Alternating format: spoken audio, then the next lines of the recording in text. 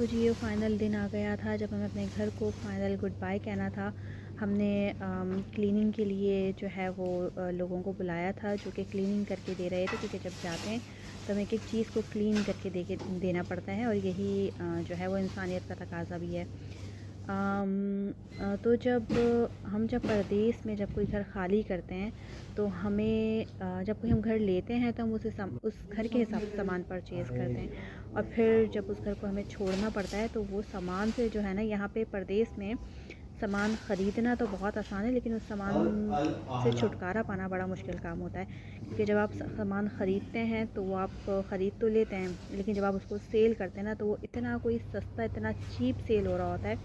कि आपका बड़ा दिल दुखता है। ख़ैर आप फिर भी उसको आप सेल कर देते हैं, लेकिन कभी-कभी ऐसा होता है जैसा कि हमारे साथ हुआ कि जिस टाइम तक हमें घर से मूव करना था उस टाइम तक वो हम उस सामान से छुटकारा नहीं पा सके थे। तो हमने जो है वो सामान फेंकने का सोचा, जो फ़र्नीचर हमने बड़े दिल से लिया, और हमें एंड तक, हमें आज तक बड़ा दुःख है उस फ़र्नीचर को कि हमें जो है हमें हाँ फेंकना पड़ हाँ। रहा है ये फ़र्नीचर। तो जब हमने इस फ़र्नीचर को फेंकवाया तो हमें उसको फेंकने के लिए जो है वो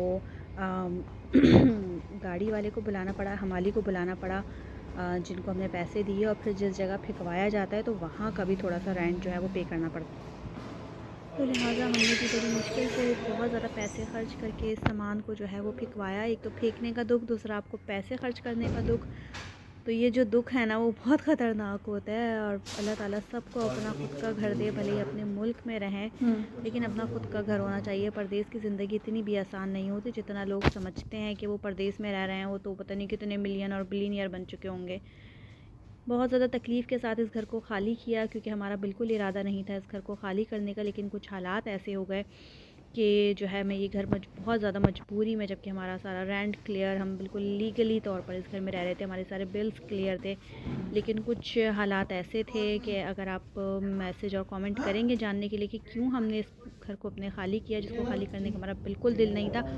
और हमने जो चीज़ें इस घर में जमा कर रखी थी, जो हमने फ़र्नीचर, जो सामान जमा करके रखा हुआ था, वो हमें सब कुछ फेंकना पड़ा, जबकि वो सब कुछ न्यू था और हमारा आ रही बिल्कुल हूँ। दिल नहीं था फेंकने का।